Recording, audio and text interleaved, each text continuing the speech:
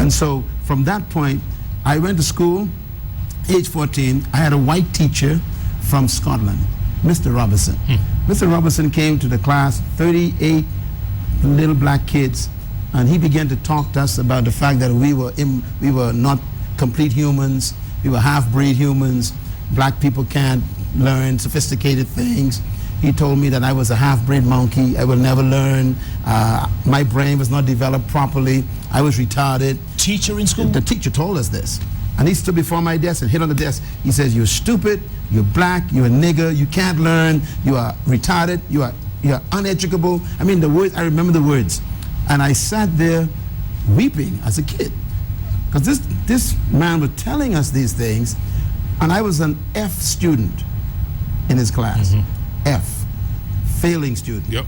So my conclusion was, maybe he's right. He says, "You're a half-breed monkey, retarded, uneducable nigger." I said, maybe he's right. I went home and told my mom. I said, "Mom, the teacher said that I am retarded, I'm a half-breed monkey, I am uneducable, and I am a nigger whose brain is not developed." My mother said, "Don't you ever say that again." She shook me.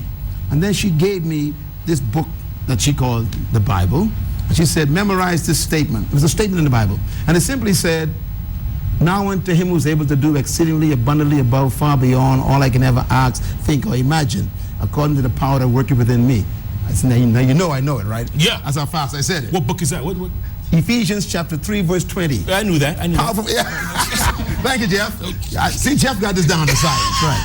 So I memorized it, and let me quote it slowly. It says, "Now unto him who is able to do exceeding above all you can ever ask for, think about, or imagine, according to the power that worketh within me."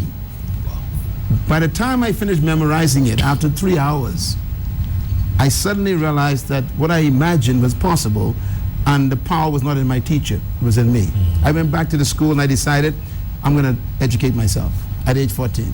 So I read all the books on geometry, the books on English, the books on history. I memorized all of the calculations of algebra, and my classes turned around. In 3 months, I became a B student, in 6 months an A student. I graduated top of the school the following year, and I became the #1 student in the school by the time I graduated from high school. What did Mr. Robertson say? Well, I tell you what, Mr. Robertson was a problem, because when I graduated, they gave me a plaque as the most improved student in the school. I took the plaque and took it to Mr. Robertson. "Mr. Robertson, this is for you from a monkey." Oh, you did. But the story doesn't end there. Of course, I got punished when I got home. My mom says, "You gave the plaque away?" I said, "Yes." I gave it to the teacher who told me that I was not able to learn. A few years after that, I went to college. I got 3 bachelor's degrees in 4 years, a master's degree in 18 months, 5 doctorate degrees that I have today bestowed upon me by 5 different universities. Well, I'm just a monkey, right? So I went to London to facilitate a leadership training course in downtown London. Hotel was filled with people, over 500 people showed up, and I'm speaking on leadership. At the end of the session, I'm sitting in the lobby of the hotel, and there's a long line of people, and I'm autographing my books for them, and they were buying books, in that area. And this old white man with a cane walks up to me trembling. He's shaking, and he puts 2 of my books on the table, and I looked at them. One of them was very greasy and dirty, and it was marked up and dog-eared. And I said, "Sir, I'd like to see my book like this."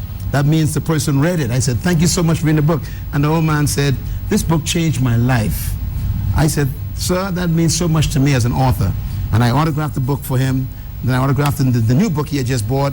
And I thanked him, shook his hands, and he just stood there. And I said, "Sir, there's a line behind you. Why don't you allow others to come?" And he just stood there looking at me, didn't say a word. And I said, "Sir, I appreciate you coming to the seminar. Thank you for coming today. Please allow the others behind you to come forward." And he just stood there looking at me, wouldn't move. I said, "Sir, is there something the matter?" And then he said, "I used to live in the Bahamas." I said, "Really? Where?" He said, "In Nassau, the capital." I said, "Sir, that's where I'm from." I said, "What did you do when you were there?" He said, "I was a teacher." I said, "Where did you teach?" He said, C.H. Reeves Junior High School. I said, "Sir, that's my school." He said, "Yes, I taught there." He said, "You don't remember me, do you?" I said, "No, sir." He said, I'm Mr. Robertson. I said, you, Mr. Robertson. Then suddenly I realized, under all the wrinkles, this old man, bent over, was the teacher who called me a half-breed, nigger, monkey, retarded, uneducable.